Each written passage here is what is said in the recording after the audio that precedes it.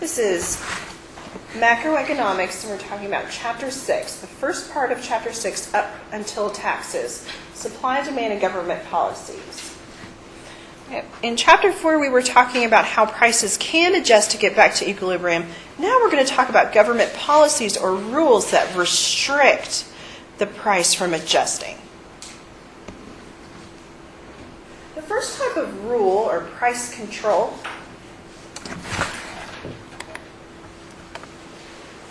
let me get over to our PowerPoint, thank you.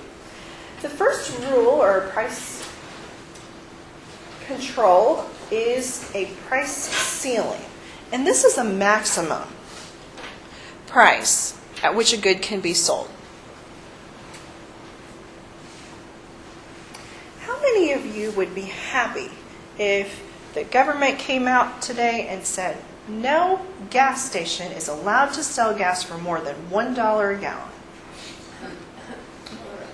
Okay, you all would be really happy. What would you do?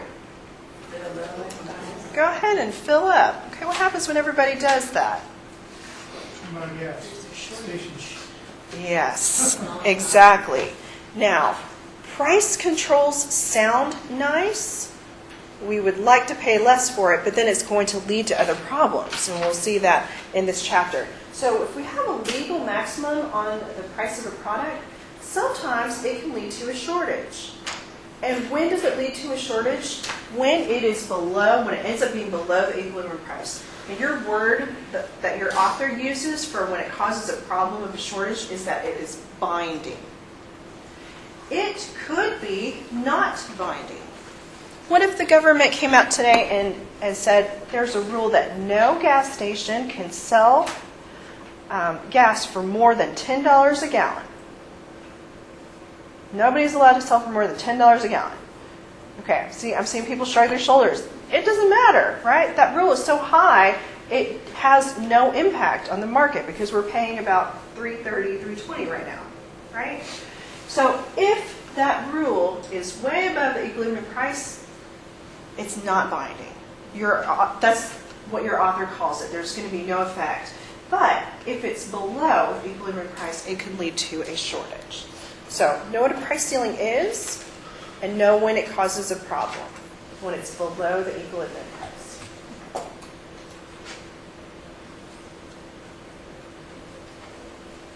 Okay, why is it binding? Let's take a look at panel B first on figure 1. This is our price ceiling. What's the definition of a price ceiling again? Is it a maximum or minimum? Maximum. A maximum. So we're allowed to charge $1. We're allowed to charge $1.50. Are we allowed to charge $3? $4? No. So we're up to this ceiling we're allowed to charge. Well, what's this problem here? It's below equilibrium. And this looks really familiar to the handout that we just did, right?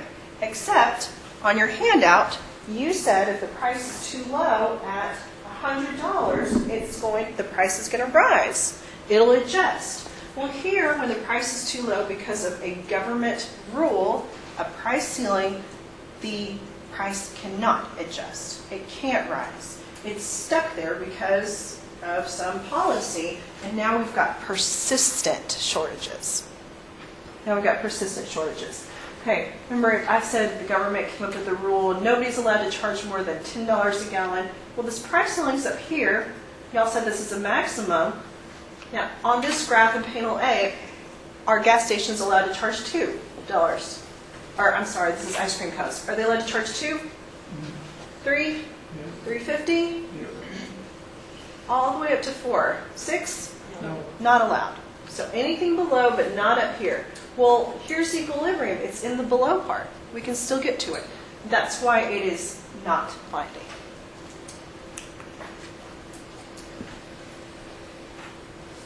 Okay, this actually did happen. OPEC stands for the Organization of Petroleum Exporting Countries. So over there in the Middle East, like Saudi Arabia, Kuwait, Libya, they produce a lot of the crude oil that we use to make gasoline. Well, back in the 70s, they decided to restrict supply. Okay, don't remember when supply shifts to the left, what happens to the new equilibrium price?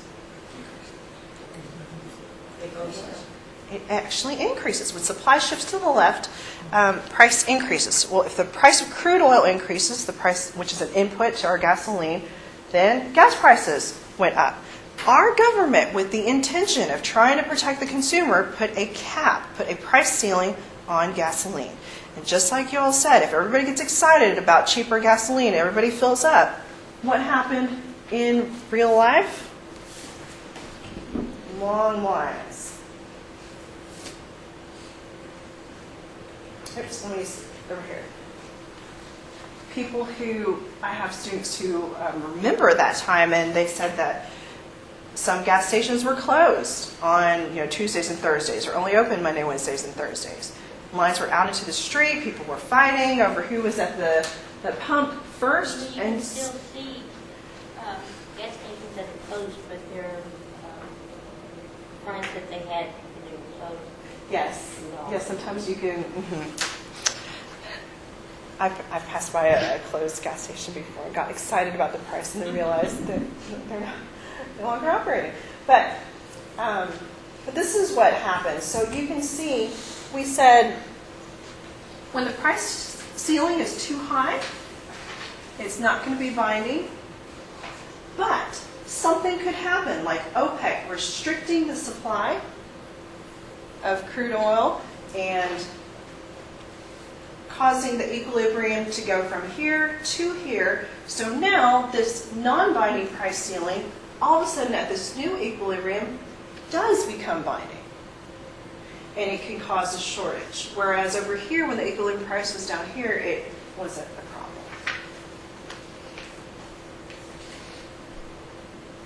Another example of a price ceiling is rent control. How much do y'all pay for a one-bedroom apartment here in Waco? $500? Yeah, I think it's about $500. It depends where, if you're closer to Baylor, for example, it's a little more expensive, but about $500. All right, how many of y'all would be really excited if the city of Waco said that's too expensive, we want to make housing affordable, $250? No apartment complex in Waco is allowed to charge more than $250 for a one-bedroom apartment. Hey, sounds nice, right? But what's going to happen? Okay, a lot of people are going to be, we're going to run out. Now, if you're an apartment manager, an apartment owner, what are you going to think when you hear that news? Losing money. Not happy at all, right? Are you going to be as responsive to people saying I need new carpet in my apartment? Are you going to be as responsive to people saying the paint's peeling off the walls? I see rats in my, I see a mouse in my apartment.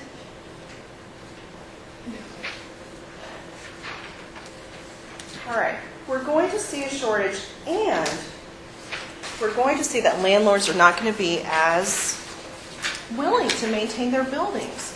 There's a quote from an economist in the textbook saying that this is, besides bombing a city, this is the most surefire way to ruin it, to let it get completely run down. Now, the intention was to help, right? To try to help make housing affordable. But economists say, don't mess with the price. Just find the people that you want to help, maybe give them a voucher, give them a tax credit, something, and don't mess with the entire market. Because when we've got a shortage, what's going to happen? Landlords might give preferences to certain groups of people, maybe some races, maybe some people who don't have pets or don't have children. They might even start taking bribes under the table. And all of that stuff is illegal, so then we need the government to come in and stop that, and that's going to take more money and more time. And so economists say, it's fine if you want to help, just don't do it with a price ceiling, a price control. Isn't that kind of what happened to Detroit? Yep. Ignore figure 3. Don't worry about that. In general, or just for right now? Like just Forever. Don't worry about figure 3.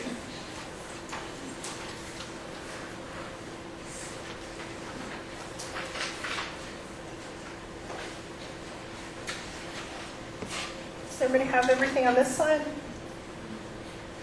Not yet? Okay.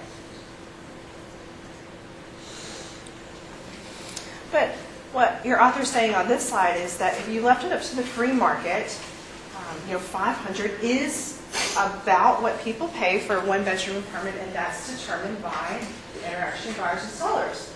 Our apartment landlords aren't going to take that unless it's going to cover their costs of that room and water if they pay for it, and upkeep of that building. And once you take away that mechanism, then we're going to see some of those other things that, like long lines and waiting lists. Okay, price floors are the opposite. This is a minimum on the price at which a product can be sold. And we do this with agricultural products. Okay, the reasoning is that farming is an American institution. We need to protect farmers. We need to make sure that they get a certain amount for their crop that they're bringing to the market. Now, a price floor can be also binding and not binding. It might have no effect on the market, but if it does cause a problem, it can create a big surplus.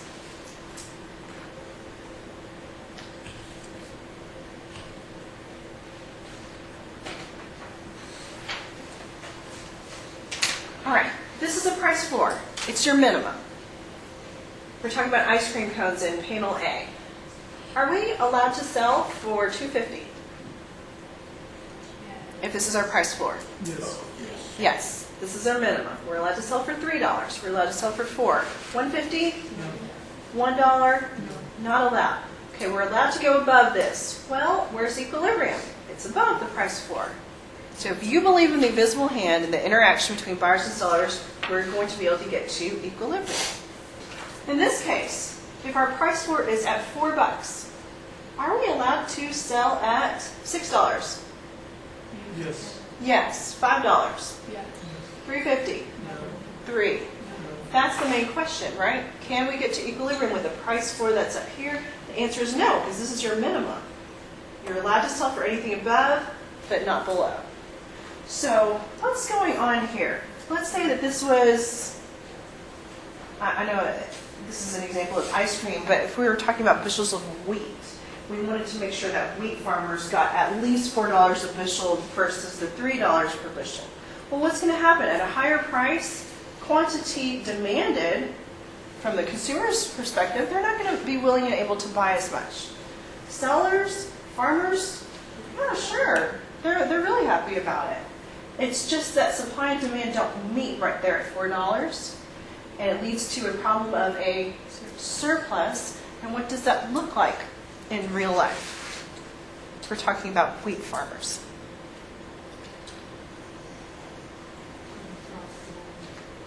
A bunch of wheat sitting around rotting. You can't keep that for a long time, right? It's a big waste. And so, sometimes with agricultural programs, sometimes the government has to come in and buy that extra stuff left over that the private market can't sell. And so that's just costing extra money on top of, implementing this price floor to begin with. And so, your author is saying that binding price floors and price ceilings can actually lead to more problems when the original intent was to try to help farmers or help consumers. Another real-life example of a price floor is the minimum wage. Was anybody working when it was $5.15 an hour? Okay. I was working in the computer lab in the business school over there at Baylor. $5.15 an hour, and now it is $7.25. Okay, you're allowed to pay people $10 an hour, $20 an hour, right? Can't pay them $3 an hour or $5. I know it's different for wait staff, but besides wait staff.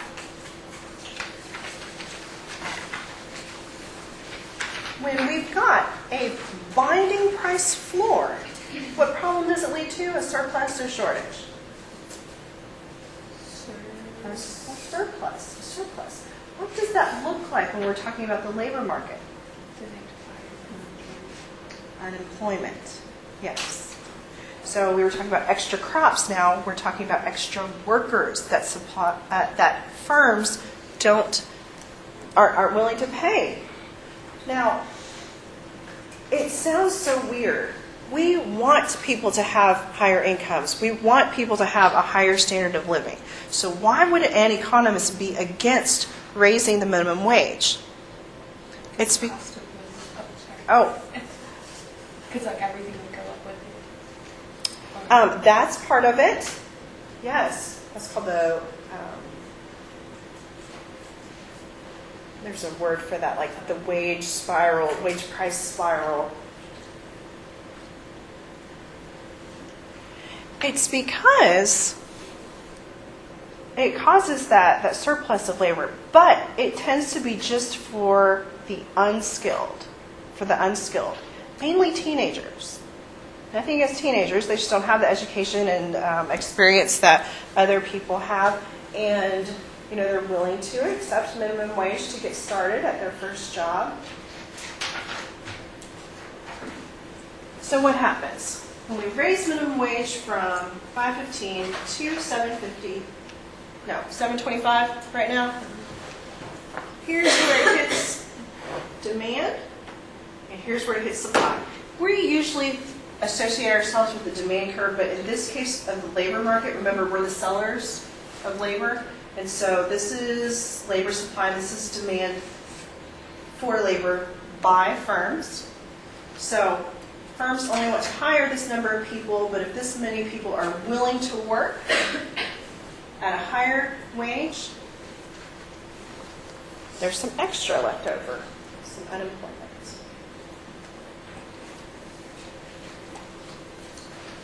All right, so what your author is saying is that, in chapter 1, we said that governments can sometimes help market outcomes.